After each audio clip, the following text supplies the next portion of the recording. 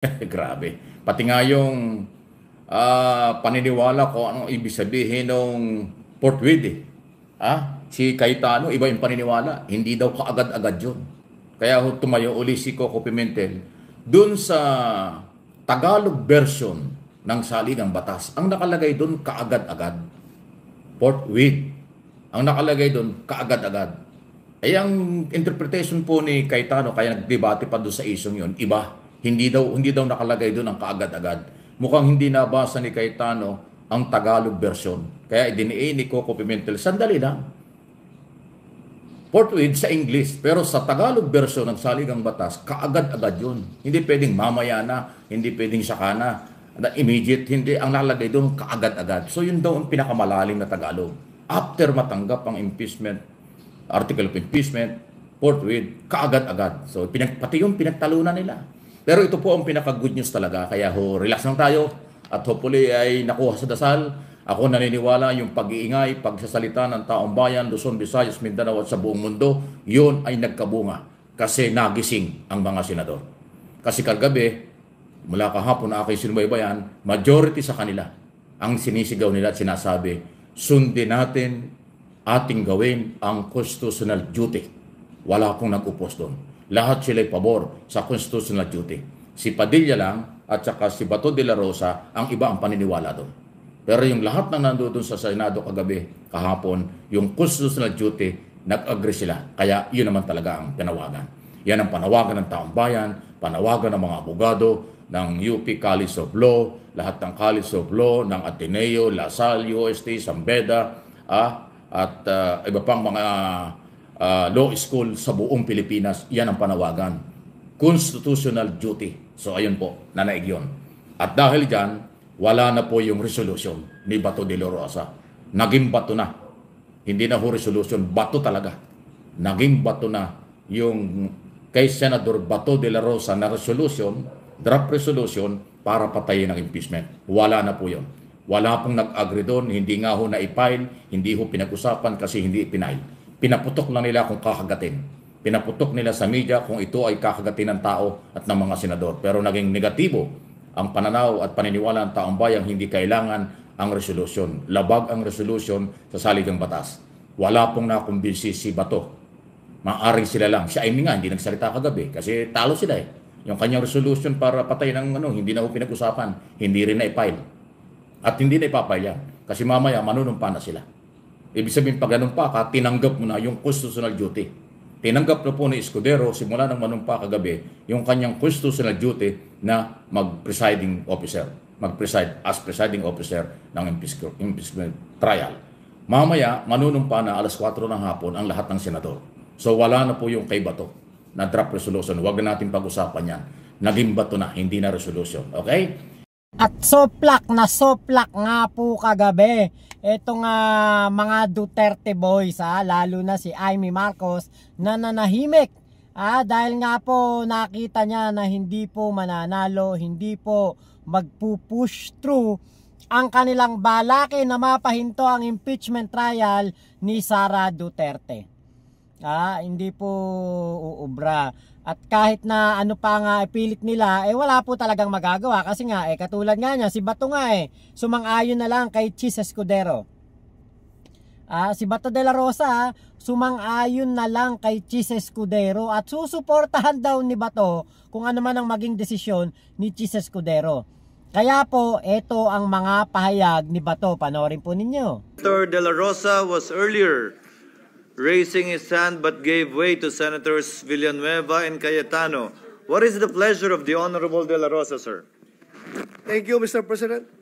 Mr. President, according to Senator Cayetano, ito'y labanan ng mga abogado.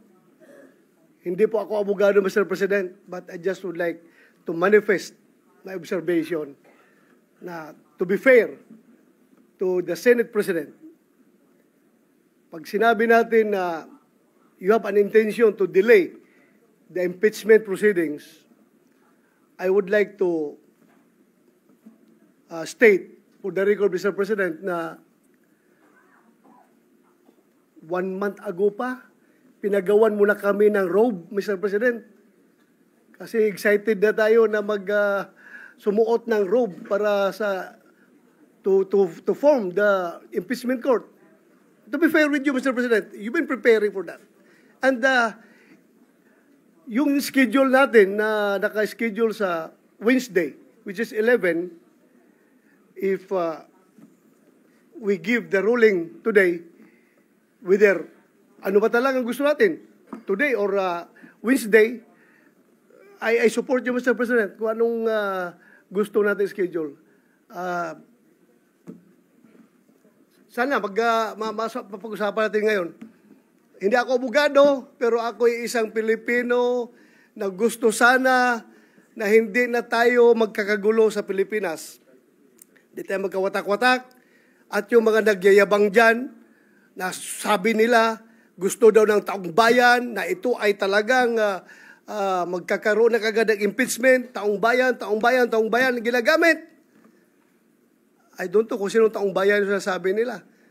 Because, alam ko, Mr. President, halos lahat ng tao ng Mindanao at ng Visayas, as I have observed during the campaign period, ang sabi sa atin is, Sir, ibubuto kita kung hindi ka magboto sa impeachment or hindi ka magboto sa conviction.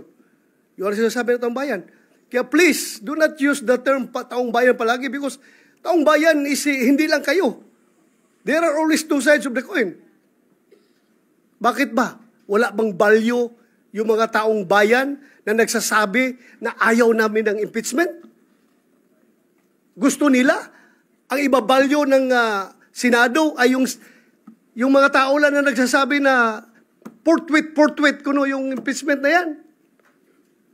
Ano, kalimutan na natin yung ibang tao na majority na nagsasabi na ayaw namin ng impeachment dahil panggugulo lang yan sa ating bansa.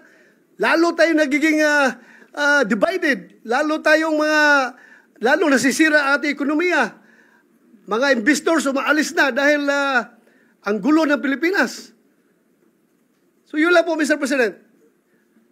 I am 101% supporting you. What's your stand, Mr. President? Thank you, Mr. President.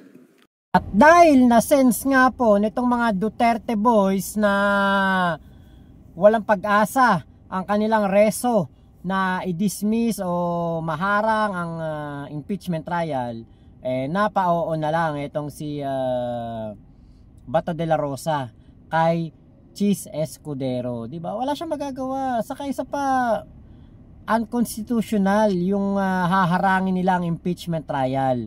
Diba? Eto nga si Robin Padilla, ewan ko ba, sabi nga niya sa kanyang talumpati, hindi nga siya abogado. Kaya nga kay obob. Kasi nga wala kang alam sa batas.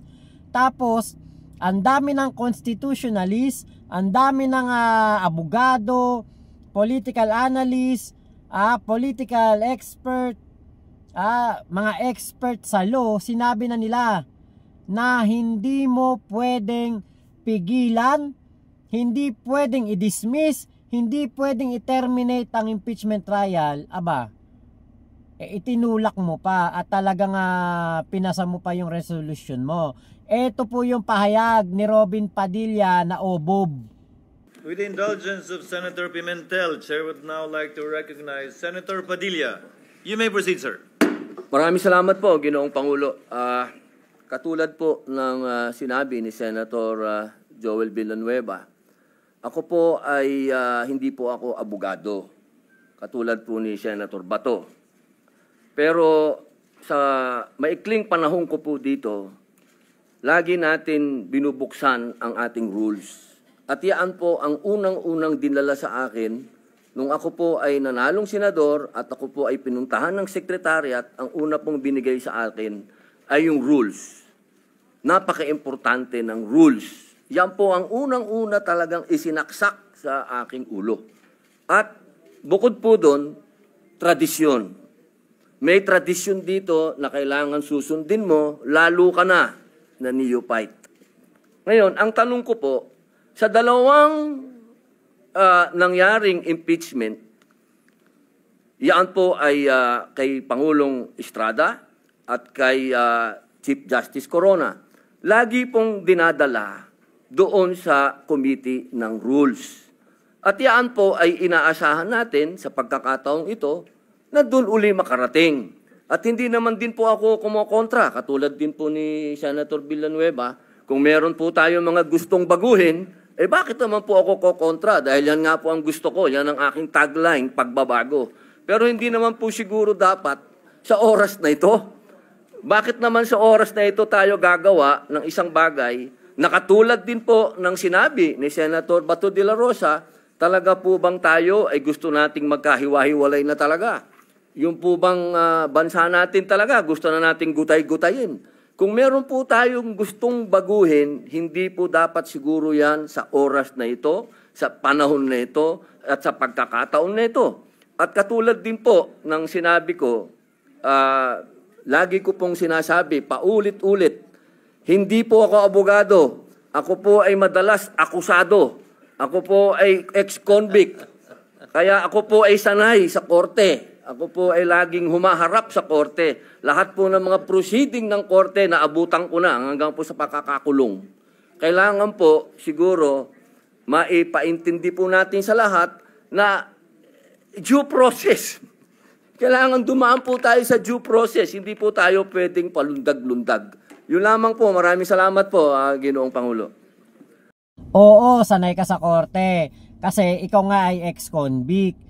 Pero hindi ibig sabihin nun, sanay ka na ikaw ang nang-uusig o naglilitis. Hindi ka sanay doon. Sanay na ikaw ang nililitis.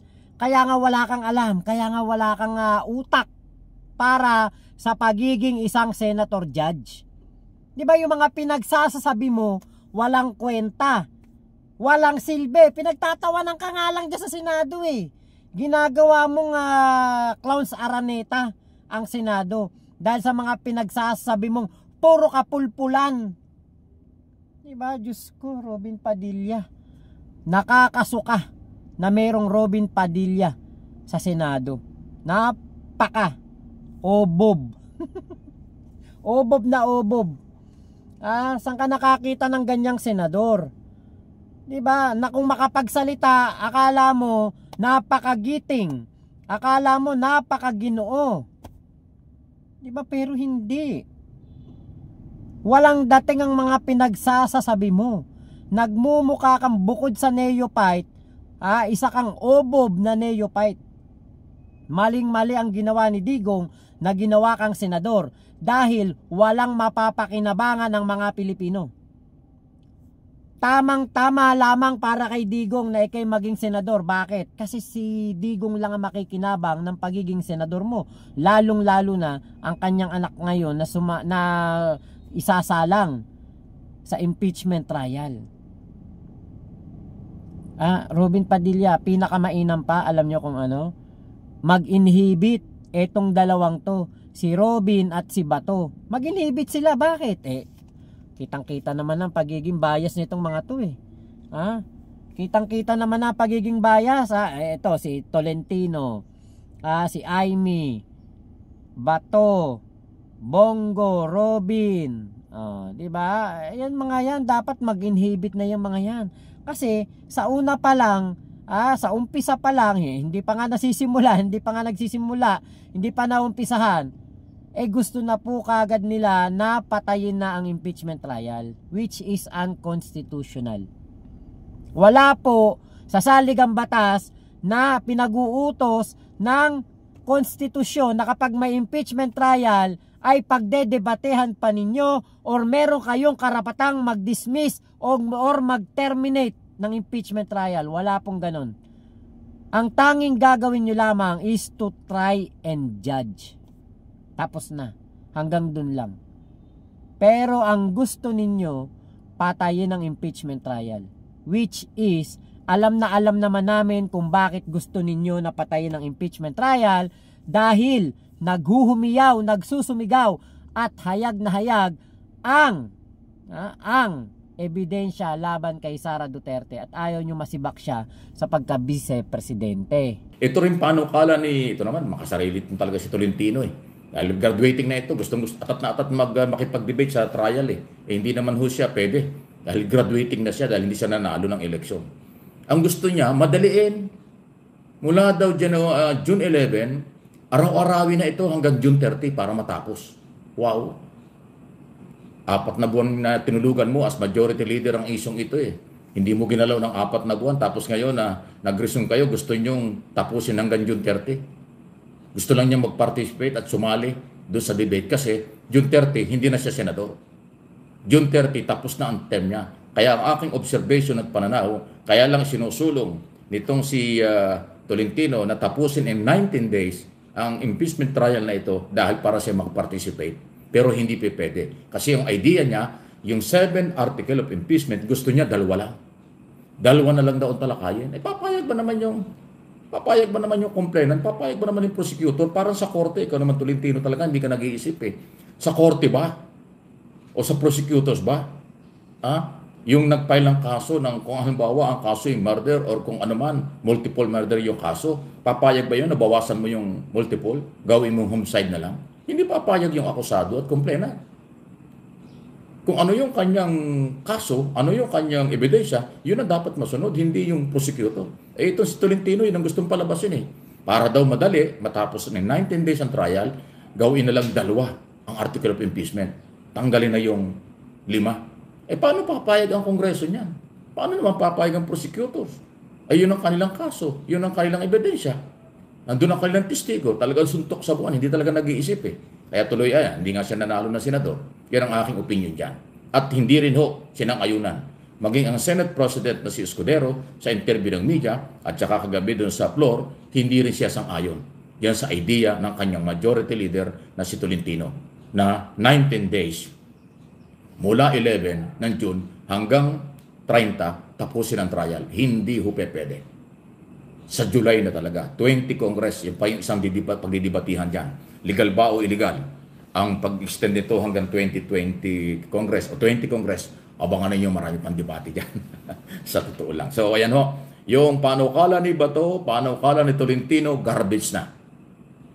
19 days sa trial, putulin yung article of impeachment, 2 na lang, sahip na 7, ni-reject na Senado. Pati Senate President ayaw. Resolution ni Bato, wala na rin. So, tuloy na po. Medyo mabagal. Meron pang debate pagkatapos itong 19 Congress. Legal ba o illegal yung pagpasok, pag-extend hanggang 20 Congress? Yan ang matinding debate. Hindi natin alam kasi may bago ng senador. Papasok na dyan si Marcoleta, papasok na si Pangilinan, papasok si Bam Aquino, papasok si Lacson, papasok si Soto. Basta yung nanalo si Tulfo, basta yung mga nanalo na 12. Sino yun? Si Camille Villar. Basta yung nanalo po na doon sa nakarang eleksyon, yun na po yung mga bagong na kasama doon sa original na 12, may bagong 12 na senador. Kasama ulit yan si Bato dahil nanalo yan, at saka si Amy. Ayun. So yun yung pagdidibatihan. Legal ba o paano ang extended trial pagdating ng 20 Congress by July? Ayan po yung pag-uusapang matindi. Bago natin pagtalakayan yan kasi mahabang usapin yan. So mabuhay ang mga Pilipino. Mabuhay ang ating mamamayang Pilipino dahil po ang mamamayan ang sinunod. Yung ingay, paghahayag, yan po yung parte ng demokrasya, parte ng karapatan ng mga Pilipinong mag-trial, constitutional duty, nakinig na po ang mga senador. Lead by Senator Coco Pimentel. Baliktad ito, yung minority leader ang nag-insist pa, ang nag-push ng trial. Yung majority leader at saka yung majority group under Escudero, hindi po sila ang nag-motion na mag-trial. Yung opposition, kaya nga sabi nito ni Coco Pimentel, hindi nga sa akin dapat nang gagaling ito eh. Dahil minority leader ako. Dapat sa majority pero si Tolentino hindi ho gumalaw eh. Talagang pasaway. At saka ho si Escudero, ayun. Pero wala na silang magawa. Nagdesisyon na kagabi. Magta-trial na. Yan ang ating aabangan. Ito kasing si Tolentino, parang naguhunyang, di ba? Nito nga nakarang eleksyon ay kasama po siya sa alyansa para sa bagong Pilipinas ni PBBM. Hindi ko yan binoto kasi alam ko maka Duterte yan eh. Sa tingin ko kasi gagamitin niya ang alyansa, gagamitin niya si PBBM para manalo siya. At eventually, di ba, ang kanyang kakampihan ay mga Duterte naman. Ito, nakita natin itong kanyang gustong gawin na resolusyon na actually ipinasa niya na gagawin na lamang 2 ang article of article of impeachment na tatalakayin para daw matapos hanggang June 30. Hindi naman pwede yun kasi alam niyo po, ang dami pong nagsasabi pwede naman tumawid ng ng 20th Congress. Yung nagsasabi na hindi ito pwedeng tumawid ng 20th Congress, yan po yung mga talunan at gustong-gusto na sila'y makaboto sa impeachment trial o gusto nilang makapag-participate sa pagboto. Kaya lang parang dito kay Tolentino parang hindi po yan mangyayari dahil nga po tatawid daw po talaga itong impeachment trial sa 20th Congress. Hindi po mapipigilan, hindi po mapuputol sa June 30. Yang mga ginagawa nila Bato at ni Robin na mga resolution o mga draft ng resolution o mga kung ano-anong mga motion para po ma-terminate na ang impeachment trial ay hindi po pwede. Hindi po pwede. At tingin ko po baka makudeta itong si Bato de la Rosa at itong si Robin. Buti na lang si Bato hindi niya pinail ang kanyang motion, yung de facto dismissal. Si Robin kanyang ipinasa o kanyang sinubmit etong kanyang motion kasi nga daw po hindi na daw po, kumbaga wala na. Hindi na dapat litisin ang impeachment trial dahil nga daw po wala na daw pong oras at ito daw po ay dapat nang itigil, matatapos na ang 19th Congress, papunta na sa 20th Congress. Pero hindi rin po ito nagtagumpay. Lahat po ng ginagawa ng Team Duterte, mga Duterte boys and girls sa Senado, lahat po ay soplak. Kasi nga po taong bayan ang kailangan na manaig. Ang boses ng mga Pilipino ang kailangan na dinggin ng Senado.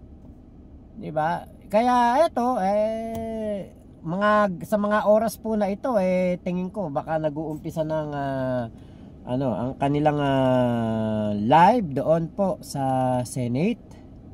Okay, tignan natin. I doubt any of us would simply shrug. Ayan, okay. So nag-uumpisa na nga. Pero hindi po magtatagumpay ang mga maitim na balakin itong mga Duterte boys na ito na pahinto po ang impeachment trial. Ang dapat nga sila mag-inhibit. Ang dapat nga sila ang umalis sa Senado habang dinidinig ang impeachment ni Sara Duterte para magkaroon po ng tama at hindi bias na pagboto.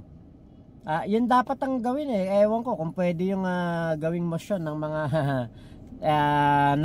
mga prosecutor representative, mga prosecutor congressman. Ewan ko kung pwede nilang i-request na mag-inhibit po etong mga damuho na senador na ito na wala na po tayong narinig, wala na po tayong nalaman kung hindi ang paghimod sa tumbong ni Sara Duterte at ni Digong Duterte. Ito nga si Robin, di ba? Sabi nga niya kahit sunugin daw siya, mangangamoy Digong Duterte daw siya. Kasi nga po napakalaki ng utang na loob niya. Biruin niyo sumasahod si Robin Padilla sa Senado. Napakalaki ng sahod niyan, papasyal-pasyal lang. All expense paid pa natin. Tayo ang nagpapasahod dyan. Baka yung mga biyahe niya, pati yung mga kung saan-saan niya pagpunta-punta, tayo din na sumasagot. Tayo rin ang gumagastos. Diba? Kaya dapat dito sa mga to, nako, sa 2028 po, please, matuto na po tayo. Huwag na tayong bumoto ng bobo. Diba? Huwag na, tama na yun. Nabigyan na natin ng 6 na taon yan, tama na. Nakakasuklam po. Ibalik naman natin ang dangal ng Senado. Nakakaya naman po yun. Meron tayong senador na mukhang gusgusing kalabaw. Doon po sa Senado mukhang barbaro. Alam niyo, ginawang parang ibinalik sa panahon ng mga Homo sapiens ang Senado. Kakadiri po, sa totoo lang. Yung ile-level mo, di ba? Makita mo, Coco Pimentel. Grace po, Risa Ontiveros, tapos Robin Padilla, sus Mariosep. Nakakadiri. So yun lamang po, maraming salamat sa pagsama nyo sa aking vlog na ito. Thank you po Sir Mike Cabe sa inyong video na aking nareaksyonan. May Pinoy TV at Mike Cabe Opinions dito po sa YouTube. Support po ninyo ang walang ka-fake news na si Sir Mike Cabe. Ingat po kayo, Momo Chup Chup. Love you, love you. God bless us all, Pilipinas. God first. Salamat po.